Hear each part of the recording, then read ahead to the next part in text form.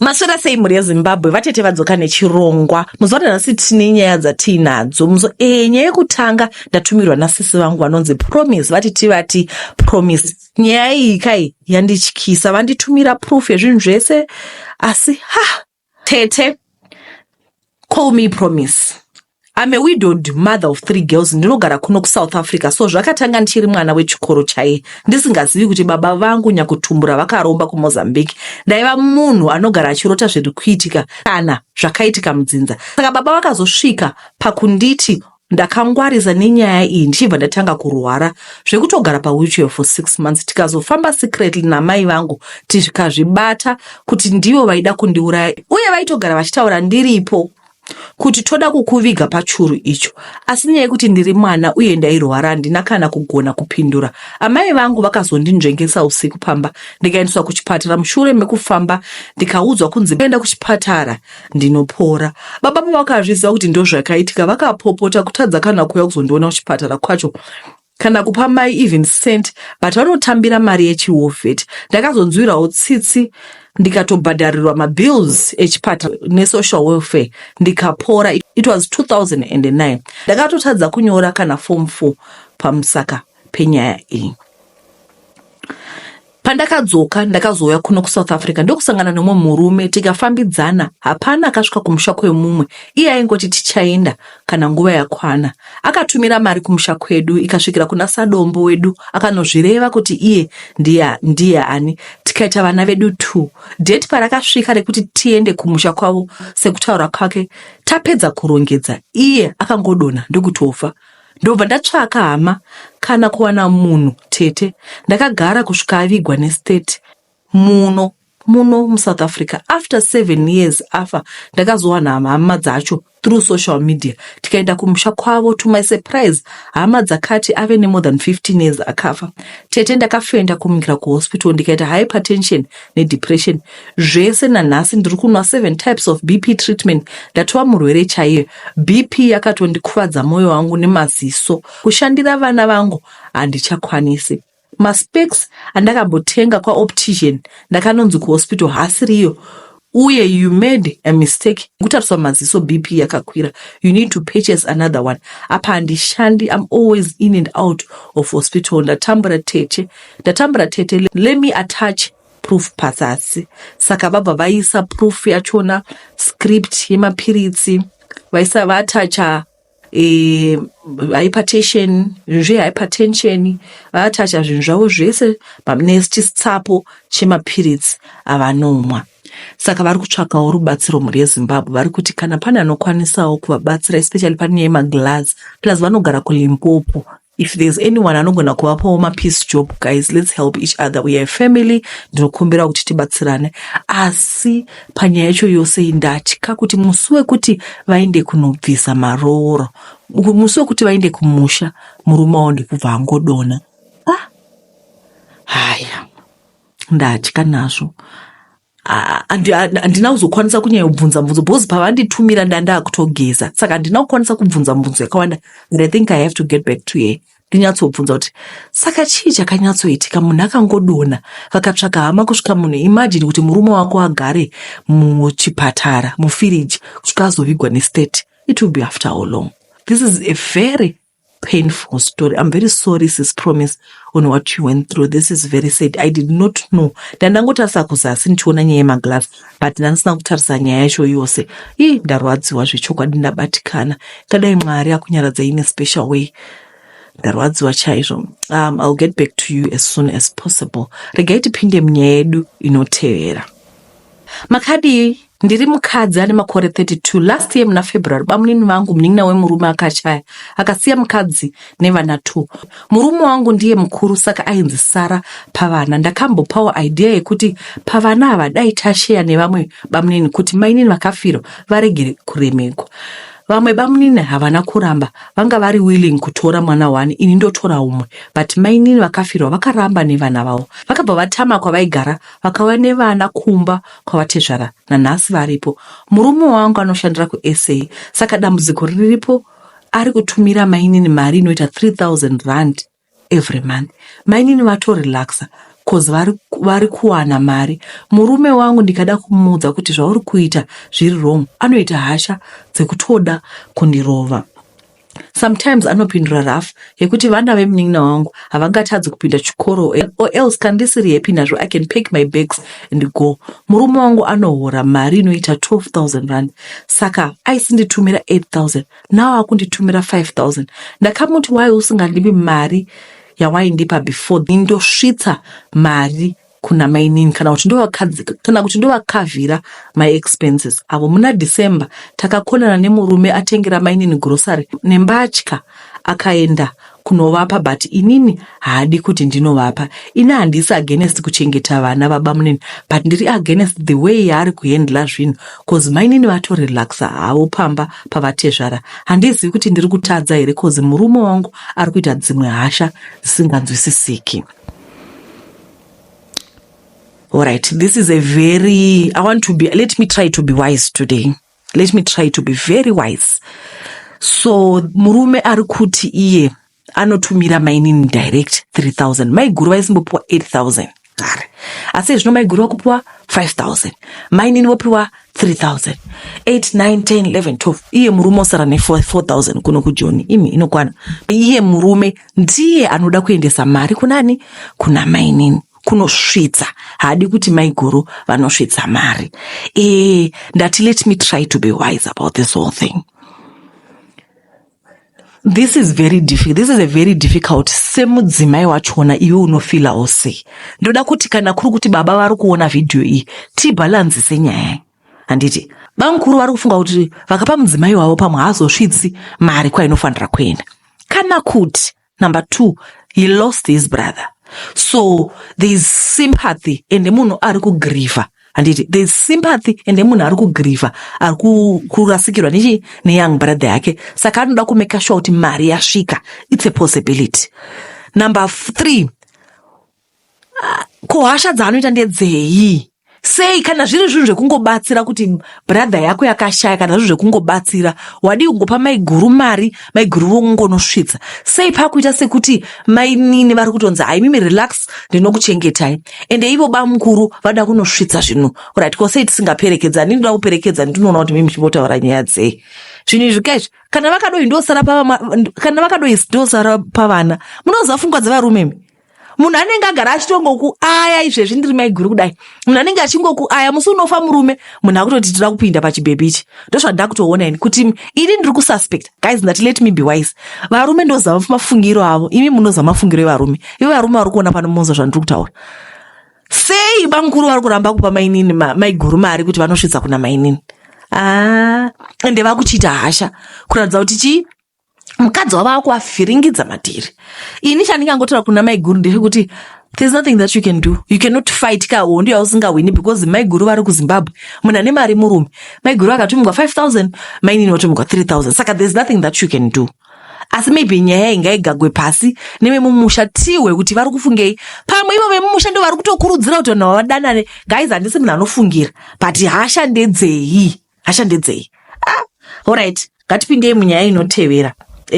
Munofara here tete, ndiri mudzimai ane makore 34, ndinoita basa rechikorokoza kumberengwa nahabhi. Tete, kana uchitanga zvekuromba izvi muchiudzwa neng'anga idzi zvinoita senyore, asi vanotoziva kuti vanenge vatorasirawo mutoro yavo kuti titambure takawanda. Takaenda nahabhi wangu kunorombera chikorokoza kuUrungwe, kune imwe sekuru inorombesa makorokoza akawanda. So taenda takanzi tite mari, tinofanira kuchekeresa munhu pamwedzi, totora bhodhi yake toisa makomba edu. Vakamboda kutiremera kuti tiite izvi, asi sesoja unotofanira kumira kuti upenyu huchinje. So takapiwa tambo yatinoshandisa basi musi watinenge takuda kuchekeresa. Zvatinoita, tine vashandi vakati wandei, asi hatigari nave, todzinga pamwedzi kana pawiki chaipo kuti vasabata kuti tinochekeresa vanhu, nekuti vanhu vanenge vozodisappear.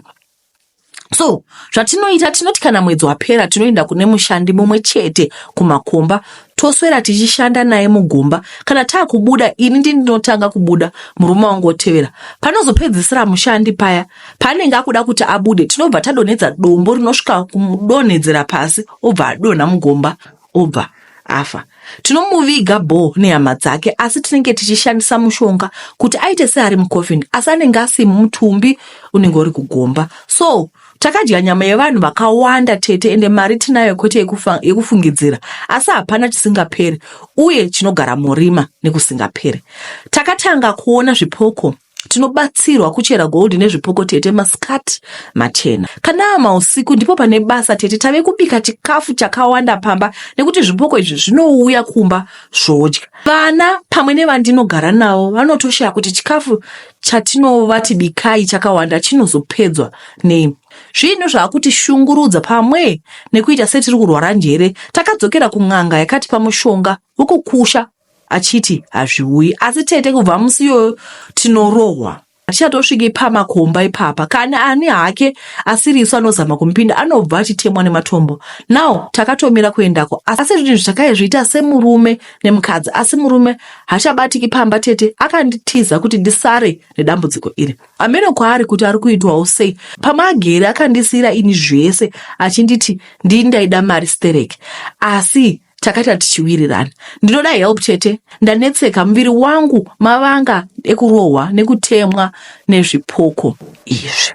Aizi makambouraya munhu here? Munhu kungo kwete kuuraya, kungoti pamba apo pafiwa nemunhu. You will never find peace. Kuzoti kuita process yekuuraya munhu, how do you feel like? Edweka zvakaoma. Kwaye vanoda kubatsirwa, tiudzewo kuti tingavabatsirawo sei. Inotevera, ndiri murume anobva kuZimbabwe, ndakauya kuno 2007 ndichitsvaga basa. Ndaive mukomana, handizivi kuti kuno kwavari kureva ndekupi. Ndakasvikawo kuLimpopo. Ndakasvikira kuLimpopo kwandaishanda mukabhoto store. Zvinhu zvaive zvisiri bo nekuti ndaive ndisina mapepa. Saka varungu vangu vaitora advantage iyoyo. Pamwe ndaipiwa 2,000 rand kupera kwemwedzi. Kumusha ndakaita 3 years no communication nekuti ndaive ndisina phone. Ivo vainge votofunga kuti ndakafa. Ndakazoona mumwe wekumusha mutown akanditi anoshanda kuCape Town. Ndakabva ndamuudza kuti zvinhu hazvina kumira mushe. Akandiudza kuti vabereki vangu vari kutambura. Ndakamuti life haina kundirerukira. Akandipa business card akatozonditsvaga. Ndakamuti handina phone. Akandipa mari akati unotsvaga munhu wekukumbira phone undifonera. Akaenda, papera mazuva ndakamufonera akati andiwanira basa repamba. Akati kwira uye. Ndokubva ndakwira ndikaenda kuCape Town. Pamba pandakasvika paigara mudzimai wechikaradi tete, aive nemari asi asina murume. Ndakaongorora ndikaona kuti mudzimai wefriend yangu aive zvakara sawira wabosi wangu. Uye ndakatanga kuona kuti friend yangu haana mabusiness raita than kudya mari nekuchengetwawo nembingakadzi yavaigara nayo. Ndakagara pambapa kudzamara ndapfimbwa nabosi wangu. Ndakaudza friend yangu akati mubvume, nhamo yawakasiya kumusha ndiwe unoiziva. Tete ndakatanga kudana nemukadzi wemukaradi. Asi pambapa chakatanga kundinetsa mushure mekugara mumbomo. Irumu yemari yakawanda tete. Ndakamubvunza kuti unoita nezvei, akati ndichakudza kana ndaona kuti uri pachokwadi. Tanga kuchengeta maparents angu nemasiblings angu tete, akavatoresa mapassport vakauya kuno nendege. Amai vangu vada murora, asi havana kuziva kuti vave kudongorera guva. After vacation vabereki vangu vakadzokera kumusha, vakapiwa mari nemukaradi uyu. Takati tasara, akanditi aida kundiendesa kunobva mari indikati kukambani yake, asi takaenda kun'anga yake kwakasvika akandintrodusa. Vatete, mukadzi wefrendi yangu aiveko zvakare nefrendi yangu iya, uye aive akatopfeka nhumbi dzakafanana nevamwe kureva kuti vaive memba yeSecret Cult. Ndakamanikidzwa kuita mhiko ndikanzi ndiuraye amai vangu, nditore chigumwe chavo cheruoko rwepakati ndoisa mubhodhoro remvura. Amai vangu ndakavauraya tikatora chigumwe chaidiwa tete. Marichels akaita kanzi mumusha hamufaniri kurarama munhu ane 37 years zviendera mberi, ndinofanira kuuraya vese tosara vana vadiki chete. Ndakauraya tete, handikunyeperei. Ndine mari, ndine mauber ari parodi, ndine room ine mari yandiri kushaya kuti ndoita sei. Ndakapiwa tsvimbo ine sign nemusoro wenyoka yekuuraya nondibhuwa. Ndikangonetsana nemunhu kunyange mubhawa, ndikangomunongedzera nayo haararami. Even pamapurisa ndisina zvakakwana, ndikangobata tsvimbo iyoyo ndinopfuura zvakanaka. Mudzimai ndinaye asi hatina mwana, tese hatibvumidzi kuita vana. Iye wakauraya mai vake akavaviga pamba patinogara. kana zvakwidza chipoko chavo chinombotinetsa tete zvekuti ma1 chaiwo pamba hapagarika, asi mhiko ndiyo inozoita tirambe tiripo, nekuti 6 p.m. dzikachaya tofanira kuva tamba takuya madhozi ese ndatibvumidziwi kumavhure kunyangwe zvaita sei. Mari ndaneta kuidya ini tete, handina nzvimbo yandisina kunofara muno muSouth Africa cause kunze hatibudi nekuda kwemhiko. Chandiudza pano tete, ndave kusvika 37 years, mhiko mumusha hatibvumidziwi kurarama munhu ane makore anodarika aya zvichienda mberi. N'anga iri kuti wakabvuma pekutanga, saka ifa handina chekuita newe tete. Ndiri kutya kufa, ndikafa tsvimbo iyi yava kutochinja kuita nyoka, ichauraya musha wese ichidaropa. Ndibatsirei tete, ini hangu ndikafa handina basa, asi vachasara wofira mhosva dzangu tete.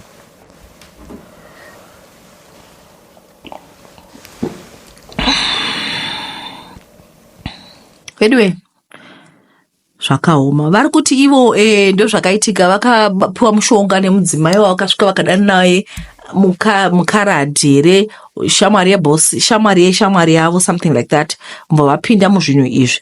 Saka vari kuti nguva yakwana 37 and above vanose vanofa. Zvinozvoitwa sei? Mubvunzo wangu ndewekungoti kuva makakwanisa 37 vaya vakafa vaidawo kurarama. Zvinozvoitwa seiko? Kwaiti would you listen, we don't judge, tongoteererawo. Vedu vanokwanisa kuvabatsira mukoma wovabatsirawo. Hands who can walk on burning coals and not be burnt. Ive siri mubhaibheri kwayo. Ndiani ungafamba pamusoro pemarahla ukasatsva? Ukafamba pamusoro unotsva. Zvinozvodiko? Mongosiyawo yewo pandisi kujaja zvangu, ndiri kungotaura vhesi. Alright. Ndakanzi nemurume wangu ndofanira kuverengerai mavhesi, kwai handisi kuita basa rakanaka nekuti handisi kuverenga mavhesi. Ndofanira kukuparidza nditi shoko raJehovha rakasimuka rikati, iwe Jobho, haleluya, amen. Ndichakuparidzirai miri. Mirai muone. Ndichangoita mumusondongo yandakatsama pano. Ndichakuparidzirai zvekuti munobata TV muchiti haleluya tete. Baba uya, mama, amunomusatiti tete, mune vakutiti mama tell us. Chakuparidzirai. Ngaitipinde muchi. Guys, vakambona munhu akaita seni. All right, again, let me be serious. Vanhu vati hayi wakangwarisa, imi ndai kune vasina kungwarisa. All right. Ndakaona musoro wemwana wangu akafa 19 years ago pakati pemunda wababa vangu uchiri fresh. Ndiri kudzimbikana vatete pamwe nekurwadziwa. Ndiri mudzimai ane 40 years, handisi pamurume. Ndakazama kupinda musha asi dzimba 6 dzakaputsika. Muchindiona ndiri mukadzi anoyemurika, asi ndairambirwa nevarume handaiziva. Mai vangu nababa vangu vaichema neni ndikaramba, asi vaindida kuti ndigare pedyo navo. Indaiti rudo, asi ndakazoona kuti vaindishandisa. Vamwe vana vaitonditi akajaidzwa namai nababa, ndosaka achichinjanisa varume kunge hembe, asi kwaisava kuda kwangu vatete. Shungu ndaiva nadzo dzekuvaka musha, asi zvakaramba ndokudzoka pamusha ndine mwana wangu mukomana. Baba namai vaimuda. Ndakavakumbira kuti vasare naye ndimbonotsvaka basa kuHarare. Vakabvuma. Ndakaenda kubasa asi hapana kupera mavhiki. Ndakanzi mwana mukakafa achibuda ropa mumhino.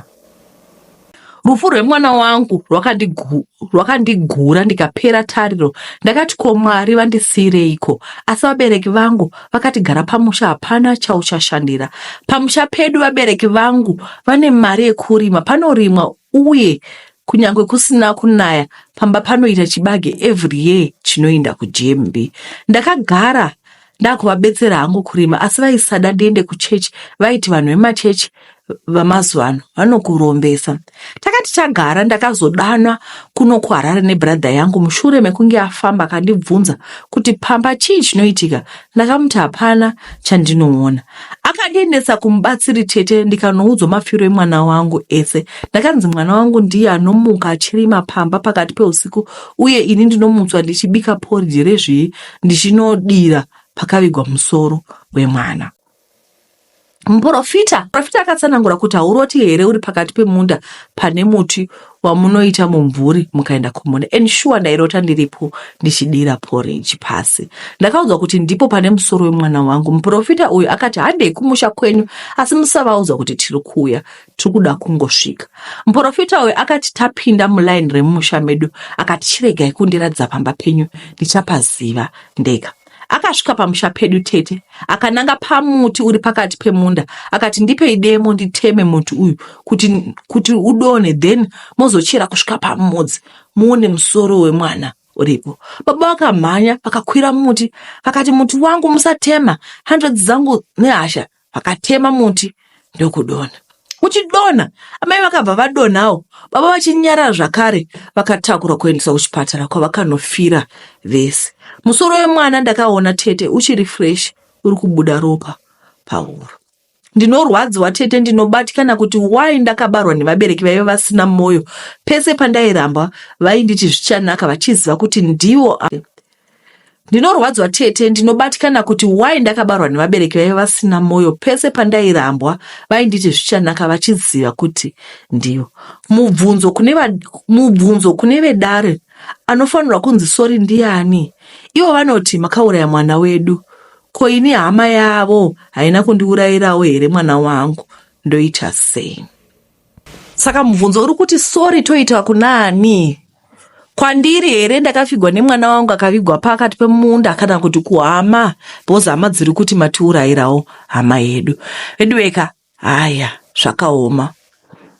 Zvinhu zvacho zvakaoma chokwadi. Regai tiende mune imwe nyaya. Takatubirwa nyaya iyi nezuro, ndatoikangamwa. Munashe, thank you for sending me the story. I'm sorry, I'd forgotten to read it. All right, let's go. Arikutaura zveJoina City neSouth, but let's just read the story as it is. Tobva taona kuti iri kufamba kupi, iri kufamba sei. Ndinogara kuSouth Africa, so basa rangu ndere online. Pakasvika nguva yaidiwa proof of residence inezita rangu. Ndikati let me go home, ndinotora statement yebank randaishandisa kutambirira mari idzi zvira kuSouth Africa.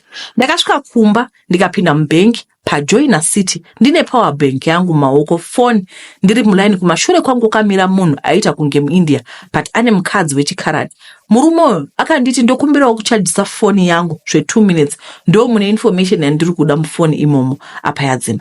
Ndakavapa ndikatobatsirwa mubank and got what I wanted. So ndaiva nefriend yangu yange yakandimirira panze.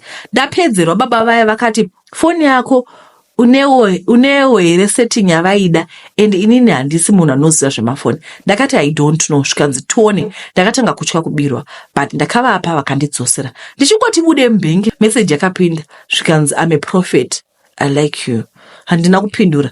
Ndakaona message akupinda homo zvikanzi I want to help you. Ndakabva ndati zvimbavha izvi and ignored him. Ndatopedza nyaya nasawira, ndakutobuda ndakaona murume uyu akamira pamota pangu. Ndakati asi muri kunditevera zvikanzi you need help, let's go to your house. Ndakatakura napapa vaya kuenda kumba. Tasvika zvikanzi une mweya wenjuzi dziri kutevera, we need to fix it.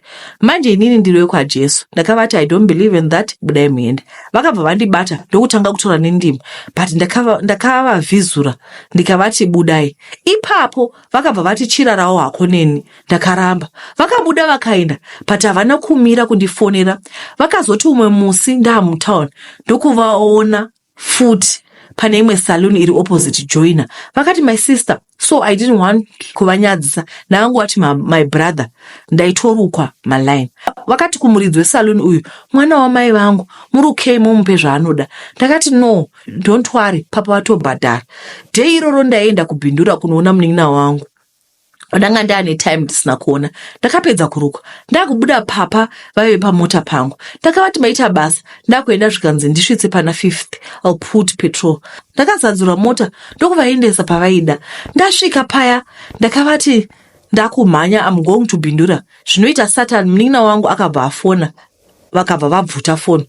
Ndokuti ndinasisi vako pano and vari kuramba kubatsirwa vanhu imi mune chivana. Apa munin'ina wangu ndewe mudzimu nemashara akabva ati please musasara, uyai. Ndakangoti regai ndiende nawo. tasvika kuya vakati iwe usingadi kushandira it's okay ndobatsira munin'ina wako. Vakamirira 12 midnight vakati munin'ina wangu burisa zvaunazvo zvese machira hari. And I was shocked kuona mwana wababa wangu achiburisa zvinhu tete pakaitwa chivanhu nemahure. And ava vaizviti prophet but vanga voita zvemudzimi. It was on a Saturday. Okay. It was on a Saturday. Ndaida kuzomukira kugomo reZayoja. Ndakabva ndatongoti guys ndakuenda because ndakatya nezvakaitika. Ndakaedzerwa ndakuchitungizwa kwaprofeti veko because ndakaona kuti kwandabva hakuna kunaka. Prophet ava ndeve maslay queen emuHarare. Vanoudza vanhu kuti hurai dananai nembinga. Ende vanotamba nemaprofeti ese bling bling. Vakaita kunge muIndian mixed nemunhu mutema. Zvakaoma. Saka vaprofeti ava kwai vakatoti nyaya yacho yakaoma chokwadi. Kwai profeti vakatoti ndoda kuisira full tank hande kumba pakuti kwai chivata neni. Is he a prophet or what is he? Kaizi vanhu vari kutsvaka mari nenzira dzakasiyana siyana. Imi zvinohlisa kudai. Apa kuti kwai ndasvika kuya munin'ina wangu akutoburitsa hari. Apa profeti vaya vachita kunge vandipa apa vechechi vakazopera vakuita zvinhu zvamashavi. Zvinhu zvinoitika muZimbabwe ka zvinhu zvinohlisa zvomene. Regai tiende mune imwe nyaya inotevera futi. Kaizika iyi nyaya ingori inonzi chi chenjedzo. Be aware of what is happening. Kwai pana baba vanenge muIndia karadi mukaradi wemuIndia nemunhu mutema mix masala ipapo. Zvakaoma. Alright, let's go to the next story. Nyaya dzacho dzazowanda nditi. Ndinororora kuromba ndichibira vanhu mari. Makasimba here tete. Tete ini ndinoba zvisina kusecha home dzevanhu mukati o kurisecha mabhegi evanhu. Hatitopinde mudzimba dzevanhu. Seni tete ndinowanzoshandira pedyo money transfer booths. Ndinoreva vaya vanoreceiva mari kubva kunyika dzakatikomberedza, even dzinobva kumhiri dzemakungwa. Ndinenge ndichingodaidzira tinochinja maranzi mapula etc. Asi chokwadi chacho ndechekuti hapana kuchinja mari kwatinenge tichiita. Tinenge tiri mbavha. Kana uine mari yakanina tsvimbo yaMozisi yangu inomira kuti twi. Atori masensors ndiwo maziviro andinoita kuti apa paita cash. Kwete tete hatikubati chibharo asi mushonga wacho ndewekuti ndinofanira kukutaudza something. Saka ndinogona kubvunza kuti maini ndochinja mari here kubva kumaranzi kuisa kumaUSD. Paunongofira ndepekuti aiwa zvobva zvatoendwa. Ndikatoona kuti zvekutaura haudi ndinokubvunza time zvenhema kurasika ndichibvunza madirections. Paunongotipindura zvaenda. Zvinoita semagneti zviya ndinoita kuhwetura mari zvakanaka zvinenge tete ihekete bata makobvu bata mutete. Paunozosvika kumba ona dhunda akaenda ari kulinka naMofela. Mari yashamula nemagweja patown. Ndosaka muchiona kuti munhu paanosvika kumba anotadza kuziva kuti what went wrong and where. Chikwama anenge anacho, zvitupa zvese anenge anazvo chinenge chakatovharwa asi chisimo imari inenge yatorwa neboys patronats. Ndosaka zvichinzi anenge ashandisirwa mushonga ende mushonga unenge washanda big time. Handina basa nazvo kuti uri mudiki muhombe even anagogo sekuru changu kutora mari chete. Saka dare vangada kuziva kuti mushonga wekuba ndakachestirwa nani. Tete zvakaitika ndezvekuti ndichipedza form 6 ndainge ndaita masciences. Saka ndakafomborotsvaka chekubata ndakabva ndawanawo basa satemporary teacher pasi kubhinga uko. Tete ikoko ndakaona tisionekwe wedu yekuti vanhu vanotora poison from nyoka menu tete. Vamwe ndivo vanoraura hove mudziva rakazara makwaro vasingarumwe. Ndapota musandimiskota tete, handisi kuti munhu wese anogara kubhinga anobata mushonga kwete. Asi vandakasangana nawo panzvimbo yandaigara vaibata zvikukutu. Saka ndakazofunga kutsvaka midzi yekuzvidzivirira. Ndipo pandakaipinda deep mamisha ndikanobata zvandakabata. Ndakaita kubikwa nasekuru ndikaibva vakandipa midzi wokuti ndoisa pasi perurimi unozodzivaidza vanhu. Kubhinga ndakatozobva ndaita improper association nemwana wechikoro ndikabva ndablacklistwa mupublic service for life. Handina kuzomboita shungu dzekudzokera kuchikoro sekuti ndaiva content neupenyu hwandairarama hwembavha.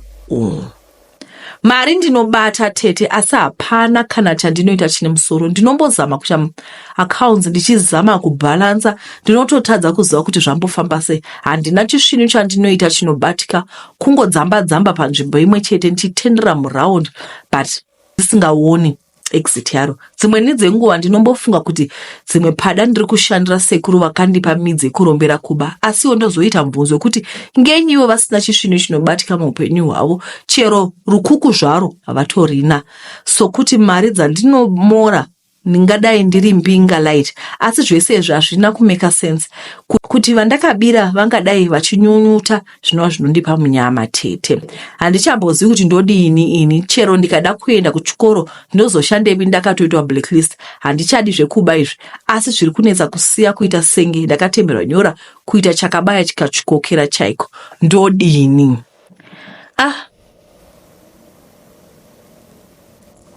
Guys, patirangu rapera. Hey, zvakaoma ndipo papera nyaya dzedu vedu vemazviwawo. Kwai kubhinga kwakanopuwa mushonga wekuti kubhinga kando kunobva poison iya yenhingirikini. Ibika tine hama yedu yakangoisigwa kungodai zvatopera poison iya yegarwe vanoitora. Kubhinga kunomira zvakanaka, kudai hama yedu yakafa within a few seconds. It's really heartbreaking. Yeah, the only want to think about it. Anyway, ini ndataura nemi ndafara chaizvo muzvara nhasi. I made it. Munongozawo zvinhu zvachona zvakaoma kuti umuke ugeze, uvuke ugeze, ubangene. Ukuthi uthole amandla uvuke ugeze, ube namandla. Ayi kunzima sometimes. Bakithi ngiyabonga. Thank you guys for watching. Mongosiyawo nyaya hanzi nabuti ndodiko handichadi kuba indanesa hanzi chakabaya chikachukukira. Mongosiya monotoita sei. Kulabo sisi laba babhalayo besithi sicela ukubhala ngesindebele angazi ukuthi inkinga ikuphi. Why lingabhali ngesindebele lingithumezele bakithi. Ngiyacela liyathumezela, or else just leave me your contact details, then I get, guys, yeah, this platform is for everyone, eh?